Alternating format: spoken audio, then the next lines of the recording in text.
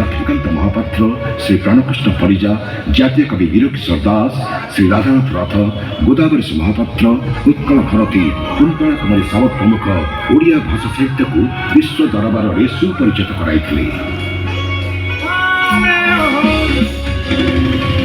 1902 आरंभ कर प्राय 34 वर्षर निरवच्छिन्न उद्यम और संघर्ष पर ओडिया भाषा को आधार कर 1936 मसीहा एप्रिल 1 ओडिशा स्वतंत्र भाषा भित्तिक प्रदेश भाव गठित है। भाषा और ओडिया जाति को बंचाइबार प्रयास शेष साकार है। 1956 मसीह प्रणयन हुए ओडिशा सरकारी भाषा आईन समस्त सरकारी कार्य ओडिया भाषार व्यवहार को मिला अनुमोदन। 2011 मसीह मान्यवर मुख्यमंत्री श्री नवीन पट्टनायक नेतृत्व में ब्रिटिश जुगुरु चली आसुवा संबोधन ओडिशा और ओडिया को संशोधन करा राज्य ओडिशा और भाषा ओडिया को मिला संवैधानिक मान्यता।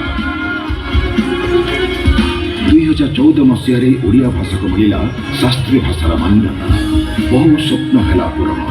आधुनिक ओडिशा निर्माता उत्कल गौरव मधुसूदन दास, उत्कलमणि गोपबंधु दास, महाराजा कृष्णचंद्र गजपति, फकीरमोहन सेनापति, सभापति गंगाधर मेहर, श्री रामचंद्र भंजदेव, पंडित नीलकंठ दास, कंतकवि लक्ष्मीकांत महापात्र भली अनेक महापुरुषों को यह जाति आज